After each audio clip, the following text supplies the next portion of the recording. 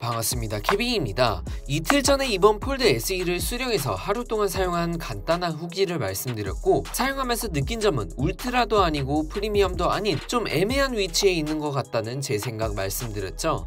그리고 앞으로 며칠간 이번 폴드 SE에 대해서 여러 분야로 나누어서 사용하면서 느낀 제 후기를 말씀드리려고 하는데요. 2일차, 오늘 영상에서는 이어서 배터리 타임과 성능 부분에 관하여 이어서 업데이트해드리도록 하겠습니다.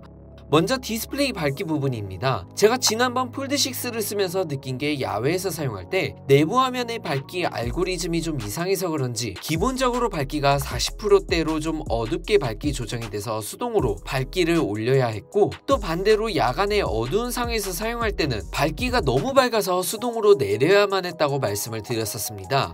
근데 이 현상은 폴드 SE에서도 동일하더라고요. 조드 센서 알고리즘이 좀 이상한 건지 똑같이 야외에서 엄청 밝은 환경에서 사용을 하면 좀 어두워서 수동으로 밝기를 좀 올려줘야 했고, 반대로 완전 어두운 환경에서는 오히려 밝기가 밝아서 내려줘야 했습니다. 두 번째, 이번 폴드 SE에서는 폴드6보다 용량이 살짝 더 높은 16기가 램이 탑재가 되었습니다. 원신과 같은 헤비한 게임도 안하고 멀티태스킹 한다 하면 스플릿 뷰로 해서 웹서핑 하면서 뮤직 플레이어를 켜놓거나 네이버 지도를 보면서 카톡을 켜놓는 정도로만 사용을 하다 보니 이건 큰 체감은 안 됐는데, 그래도 중국이나 심지어 구글, 애플조차도 램 용량을 늘리고 있는 상황이기도 하고, 이 정도 밸류라면 16기가 램은 기본적으로 들어가야 된다고 생각을 하는데요. 또 한편으론 퓨처 프루프 부분에서 하나의 장점으로 다가오게 되면서 오랫동안 휴대폰을 사용할 수 있는 요소가 되지 않을까 싶습니다. 세 번째, 배터리 타임이 체감적으로 폴드6보다 훨씬 더 오래가는 느낌을 받았습니다. 이전에 제가 폴드6 3달간 사용한 후기 말씀드리면서 이번 폴드6에선 가장 큰 단점이 배터리 타임이라고 생각을 하고, 스크린 온 타임 기준으로 4시간 45분 정도에 아침 8시부터 사용해서 오후 2, 3시쯤 들어오면 40%대에 무조건 중간에 한 번쯤 1시간 정도 충전을 해줘야 밖에 또 나가서 사용할 수 있었다고 말씀을 드렸었는데요. 이번 폴드 SE는 같은 사용 환경 기준으로 스크린 온 타임이 평균 5시간 51분 정도로 거의 6시간 정도 사용이 가능했고, 아침 8시부터 일어나서 10시 출근할 때까지 계속해서 유튜브나 인스타 릴스 보고 점심때 운동하면서 음악을 들어도 50%, 60% 정도는 남아있었고요.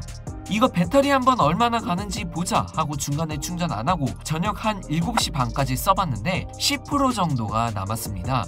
거의 제가 이전에 폴드5를 썼을 때랑 좀 비슷한 배터리 타임을 가진 것 같았습니다. 분명히 폴드6랑 동일한 칩셋인 스냅드래곤 A 3세대 칩셋이 탑재가 된 데다가 폴드6랑 동일한 4400mAh 배터리가 탑재됐는데 이렇게 차이가 다를 수 있는 게 신기하더라고요.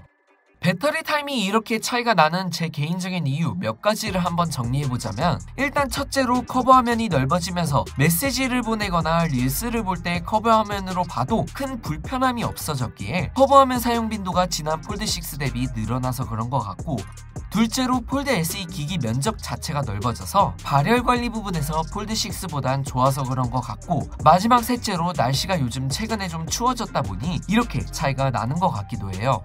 제가 항상 배터리 타임에 대해서 말씀드리는 게 개개인마다 커버 화면과 내부 화면의 사용 비율이 다 다르고 환경도 다르기에 차이가 날 수 있다고 말씀을 드리고 있는데, 그래도 실제로 제가 삼성 스마트폰 네이버 카페에 한번 폴드 SE를 사용하신다는 분들의 의견들을 들어보니까 폴드6랑 똑같거나 조금 더 빨리 닳는다는 것 같다는 분들도 계시지만 대부분 저랑 같은 의견을 주셨습니다. 그러니까 여기서 제가 말씀드리고 싶은 건 폴드 SE가 배터리 타임이 막 S24 울트라처럼 오래간다는 의미가 아니라, 이전 폴드6는 거의 배터리 타임이 실사용하는데 큰 불편함을 주었고 이게 말이 되는 배터리 타임인가 싶을 정도였다면, 이번 폴드 SE에선 이러한 부분이 완화됐다는 느낌을 받았다고 말씀을 드리고 싶습니다.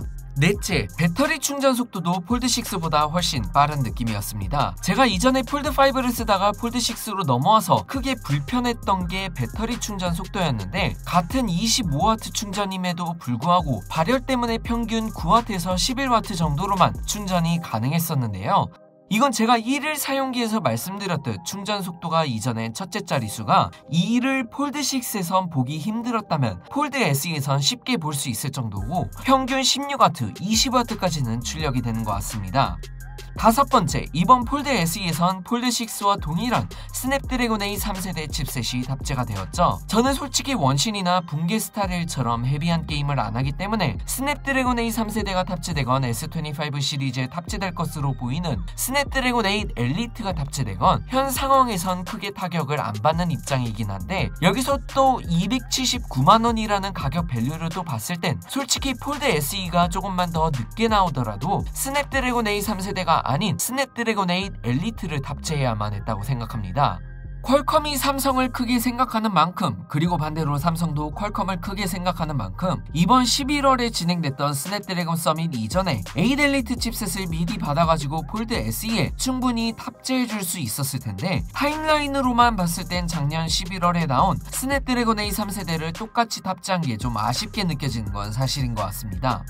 사실 이번 스냅드래곤 8 엘리트 자체가 아이폰 16 프로 맥스에 탑재된 A18 프로를 능가할 정도로 완전 1세대 만에 큰 격차를 벌릴 정도로 많이 좋아져서 스냅드래곤 A 3세대가 더더욱 구형 느낌이 드는 것도 어느 정도 있는 것 같고, 만약 폴드 SE가 폴드 6와 함께 나왔더라면 이 부분에서 단점으로 다가오진 않았을 텐데, 내년 폴드 7이 어떻게 나올지는 모르겠지만 지금 시점에서 앞으로 8개월 정도만 있으면 스냅드래곤 8 엘리트가 탑재될 폴드 7이 나오다 보니 단점으로 다가올 수밖에 없는 것 같아요.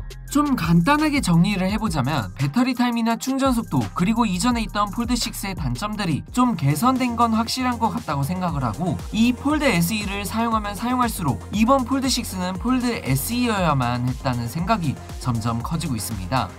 오늘 영상은 이 정도까지만 전해드리도록 하겠습니다. 시청해주셔서 고맙습니다.